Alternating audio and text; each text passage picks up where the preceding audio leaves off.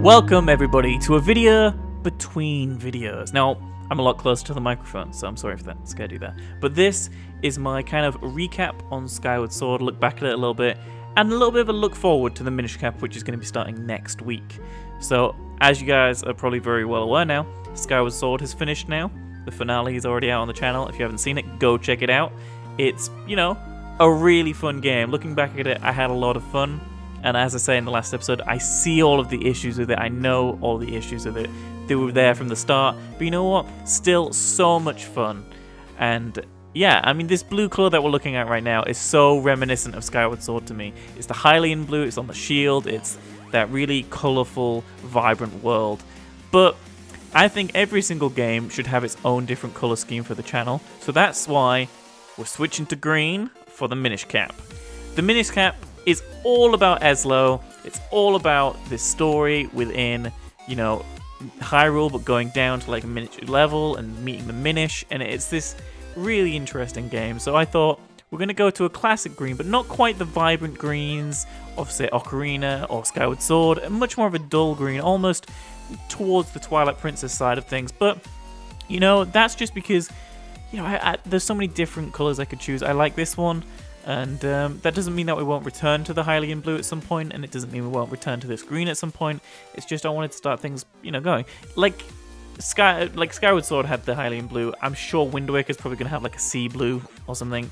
It's just something I'm planning in the future. If you go on the channel, you'll see the logo has changed, the background of that, and also the banner at the top of the channel has now got Eslo on there in a little vector art that I did.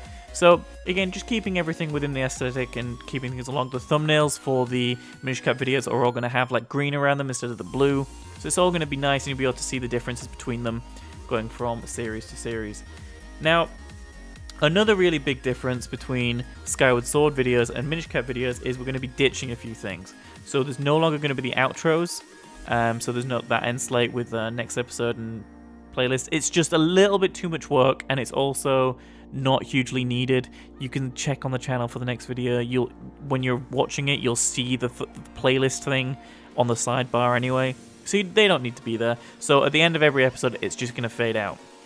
Also, I'm going to be bulk recording Minish Cap differently to Skyward Sword, so I'm just going to be recording for a few hours, and then I'm going to cut that up into 30-minute episodes. That means only each bulk session will start with the "Hey everyone" or "Hey, welcome to, you know, Minish Cap," and you know, goodbye at the end as I do.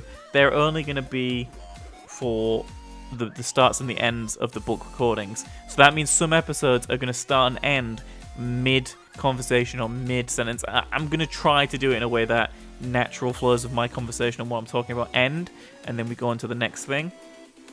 But it's not, every episode isn't going to start, you know, super upbeat, super talking about, you know, hello and welcome and all that sort of stuff. I think that's just going to be, that's going to transition people into my plan for what was going to be. That's how I was going to record Breath of the Wild when it came out anyway.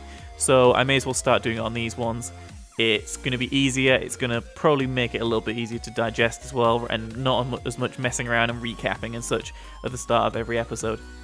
So that means probably anywhere from every 4 to 8 episodes, you'll hear the intro and the outro, but it won't be every single episode. Hopefully that makes sense. And I think they're really the main changes. The intro is still going to be the same with the cool 3D text. It's now going to be green. And also the text below, which was the Skyward Sword Hylian, which actually said the Chosen Hylian, which is the YouTube URL, is now going to be in 8-bit like text, so you'll actually be able to read it. But when we go to like Ocarina or something, it'll switch back to that era's version of Hylian. That's just kind of like a little cool little tidbit I've put into the logo that changes as the games change as well. So, and don't worry, Chewie will still be around. He's literally just wandered over and decided to look at me like, oh, he's recording again. What's he doing? Oh no, he's just wandered by. But yeah, he's still going to be around. He's probably still going to be barking. I've got beeping in my headphones telling me that they're out of battery. But there we go. I thought you guys would like to know those things, and you can expect the first episode of the Minish Cap on Monday. That is the plan anyway. And I am going to be talking a lot more directly into the microphone like this, rather than sat away from it and I have to bump the audio quality and all this. I had to do so much stuff to get Skyward Sword to sound even relatively good, and even then it has its issues and its little quirks and such. So I am going to do some testing this weekend to check that the Minish Cap records okay and all that sort of stuff. Probably just menu stuff. I'll start it up a couple of times and just check. And then, yeah, first episode should be Monday if plans go correctly. But it should be cool. I am excited to see what people think of the Minish Cap. I'm kind of excited to see what I think of it because I've only ever played it like once, and it was years and years ago when it first came out. And then I touched it a little bit again when on the Nintendo Ambassador program for the 3DS. But I maybe played it for like an hour back like then. So I've played it twice, but I remember like nothing about it. I remember literally nothing. So that's going to be fun. I'm going to be much more lost and a lot more blind in terms of the world than I was in Skyward Sword. And I think the same will go for Four Swords after it.